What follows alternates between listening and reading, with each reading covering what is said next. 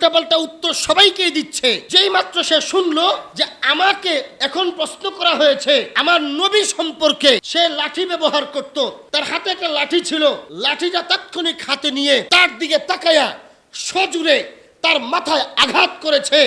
তার জীবনী গ্রন্থে লেখা হয়েছে তাৎক্ষণিকভাবে তার মাথাটা ফাইটা গেছে। যেই লোক প্রশ্ন করেছে মাতাল আখতার শিরানি ওই প্রশ্নকারীকে তাৎক্ষণিকভাবে হাতের লাঠি দিয়ে আঘাত করে, জোরে আঘাত করে মাথা ফাটায় ফেলছে।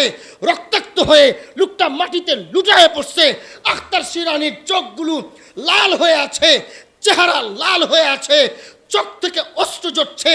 চিৎকার করে আখতার শিরানি বলে, বেয়াদব, তুই আমার মদ পান করা মাতাল অবস্থায় এই নাপাক মজলিসে সবচেয়ে পবিত্র নাম মুহাম্মদের নাম কেন উচ্চারণ করলি? আমার কলিজার টুকরা নবীর নাম এখানে কেন আনলে? এটাকে পবিত্র নাম নেওয়ার জায়গা?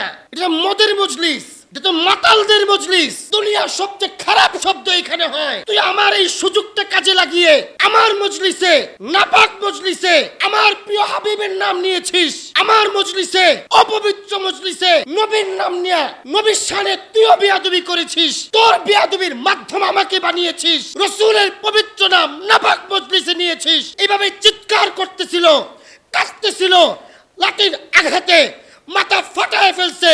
লোকটা মাটিতে লুটিয়ে পড়েছে। আখতার শিরানি উঠে গেছে, তাৎক্ষণিকভাবে গিয়ে গোসল করেছে। নামাজের সেজদায় মাথা লুটিয়ে দিয়ে আল্লাহর কাছে বলে, আল্লাহ, আমার জন্য আজকে আপনার প্রিয় হাবিবের নাম একটা নাপাক মজলিসে উচ্চারণ হয়েছে।